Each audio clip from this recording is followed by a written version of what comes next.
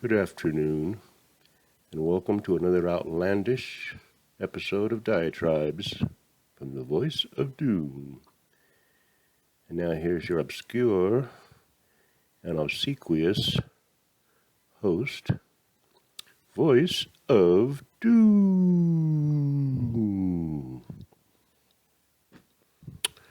Thank you, Mr. Announcer.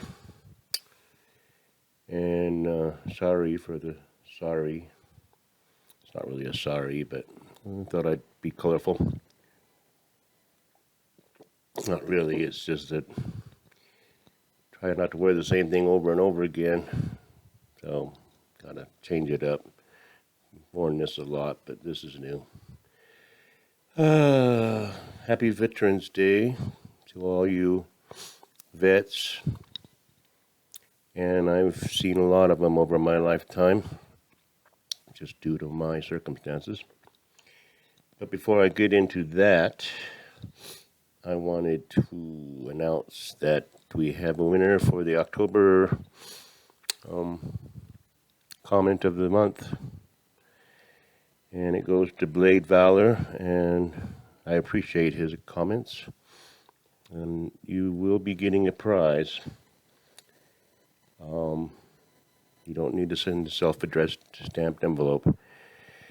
We will get the prize to you. We'll be getting a chew toy from the 99-cent store.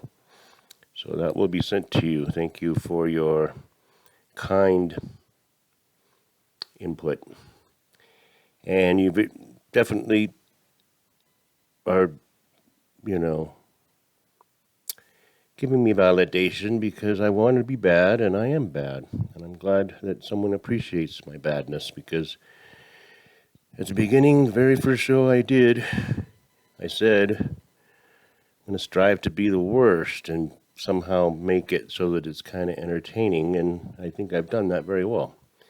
And I really would appreciate more dislikes from the general public. I don't get likes or dislikes. In fact, I think I'm the only person who actually watches these, except for Blade Valor. So I appreciate him.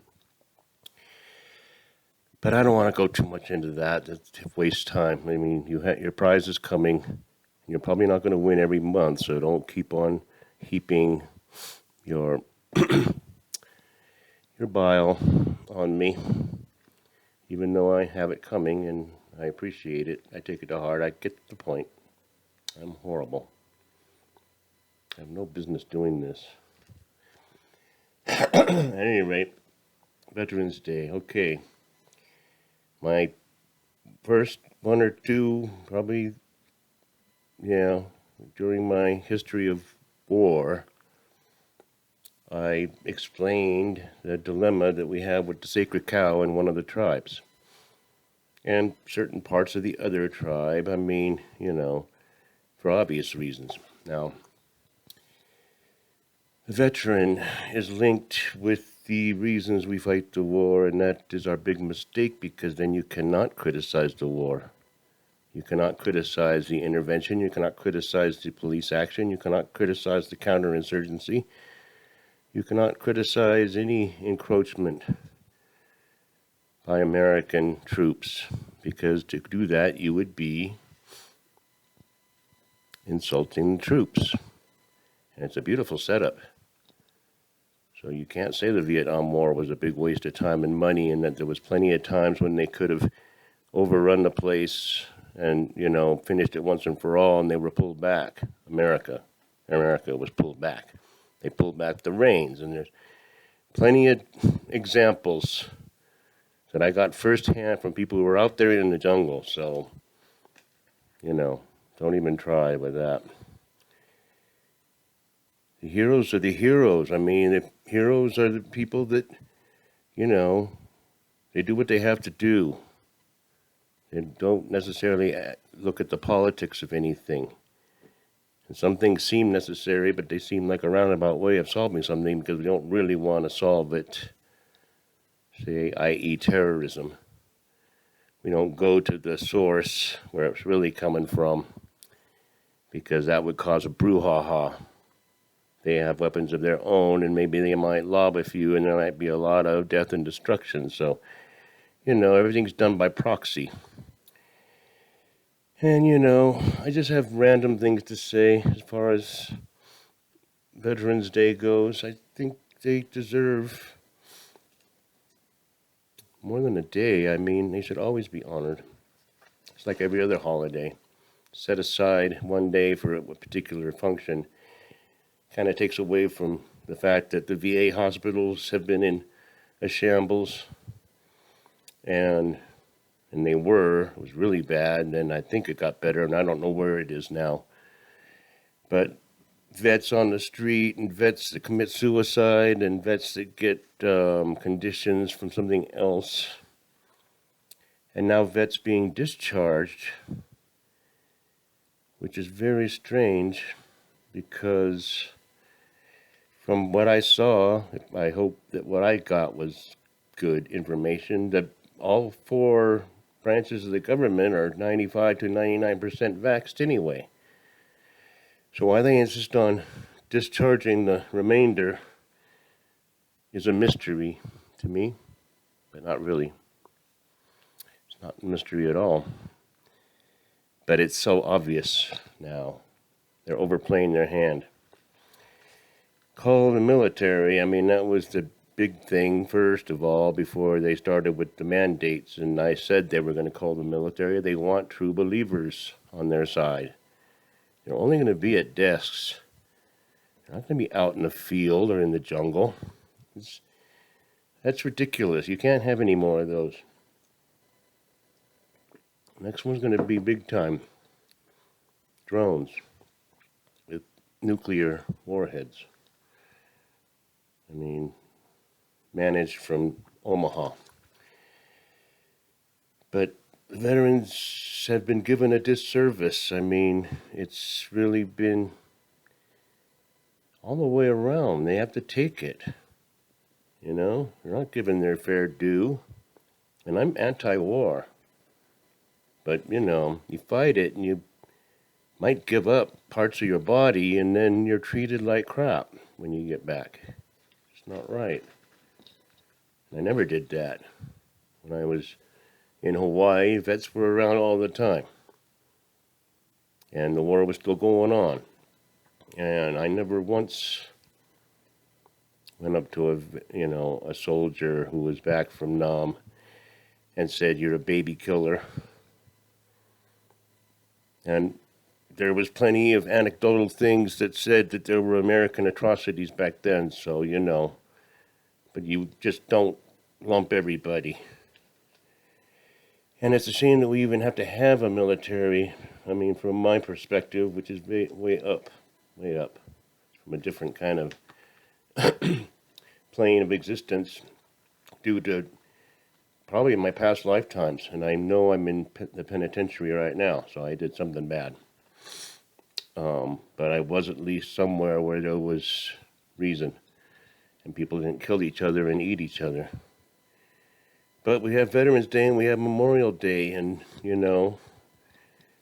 mean, I don't know if I'm just going to ramble on about it. I wanted to get somewhat into the current debacle, which will be the next reason to honor our veterans and troops. God bless our troops, says Petri Dish. Didn't even watch his speech because I don't want to. Because there's going to be nothing but platitudes and him praising the troops throughout history and how he led them all since the Revolutionary War. He always says, "God bless our troops" at the end of every speech. And he says it like it's just a hashtag, like he does it automatically. I don't even hear any feeling in it. And why are there troops right now when he ended war forever? He ended all conflict forever by pulling out of Afghanistan in the middle of the night. I guess there's troops in Iraq still. And I don't know if they're fighting per se. They might be just trying to maintain a security force over there so that ISIS doesn't get big. And I don't know what's going to happen, but I do. I'm not going to say because it could be almost anything. We've left the door open for just about anything bad possible. Let me think. What haven't we done?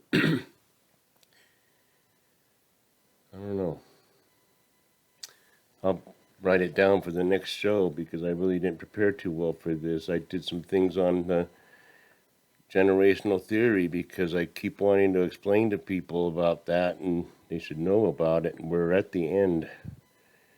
And there's not only a repetition. I'll go with this real quick because it bears repeating. There's 80-year cycles in history. So you deal with American history, you have one generation is the high. Post-World War II, boomers, prophets, communication, people were living well, society was stable. By and large, it was a golden era after the war was over. People were making money, they had their little retirements and they had all kinds of stuff. Second generation is the Gen Xers with the awakening. Protests, rebellions, people wake up to different things and they start doing things to go against the system. They start to erode it and chip at it a bit. Third turning is the unraveling, which is the deterioration of society, not the destruction, but the deterioration where it breaks down. Now, 84 to 08 with the millennials.